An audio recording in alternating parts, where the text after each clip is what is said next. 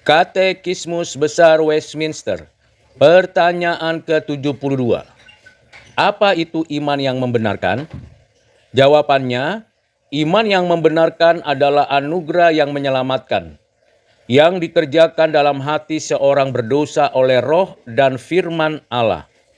Olehnya orang berdosa itu yang telah diinsafkan akan dosa dan kemalangannya dan akan ketidakmampuannya, serta ketidakmampuan segala makhluk lainnya, membebaskan dirinya dari keadaannya yang celaka, mengiyakan kebenaran janji Injil, dan juga menerima serta mengandalkan Kristus dan kebenarannya yang diumumkan dalam Injil itu untuk pengampunan dosa dan penerimaan dirinya sebagai orang yang dianggap benar dalam pandangan Allah demi keselamatan.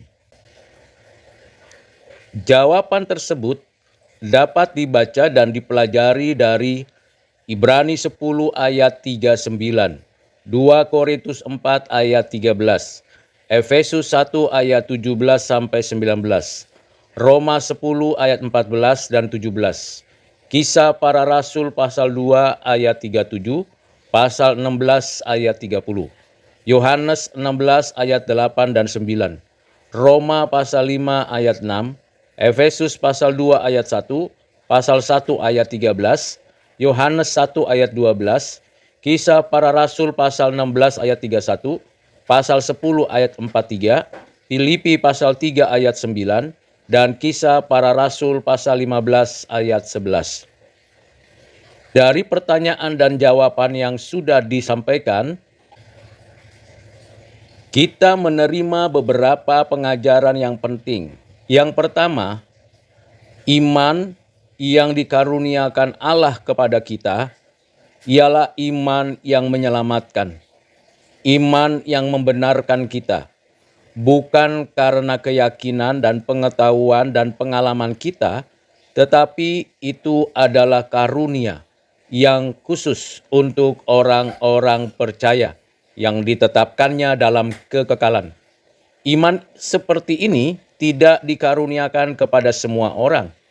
Iman seperti ini bukan sebagai usaha dan respon manusia, tetapi benar-benar berdasarkan pada kasih karunia Allah. Yang kedua, iman tersebut merupakan sarana yang dikaruniakan Allah untuk kita menerima kenyataan hidup kita bahwa kita orang berdosa dan sadar bahwa kita ini memang memerlukan pengampunan. Keinsapan itu dapat terjadi karena Roh Kudus berkarya dan kuasa Allah dinyatakan dan Kristus yang memberikan itu kepada kita. Dengan demikian, sarana iman ini merupakan hal yang penting di dalam kehidupan setiap orang pilihan. Dan itulah yang menjadikan dasar kita dengan mulut mengaku dan dengan hati percaya bahwa Yesus Kristus adalah Tuhan, Juru Selamat, dan Penebus kita.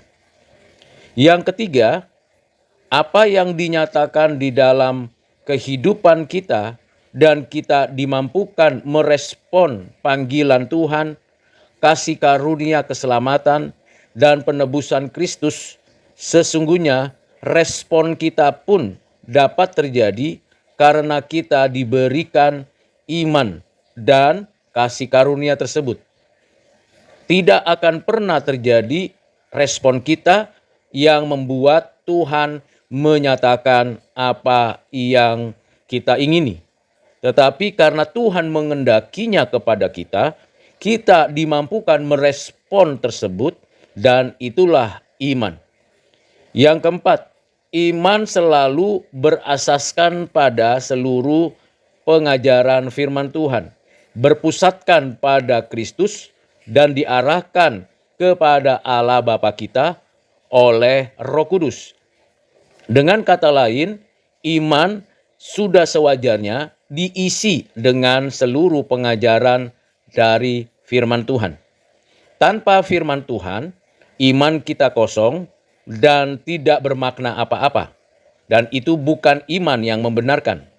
Sebaliknya, iman yang dikaruniakan oleh Allah itu bukan hanya menjadikan kita milik kepunyaan Allah, dijadikannya kita anak-anak Allah, tetapi dengan iman itu kita diberikan kemampuan, kekuatan, dan kuasa untuk hidup benar, hidup suci, hidup baik, hidup adil, seturut dengan kehendak Allah.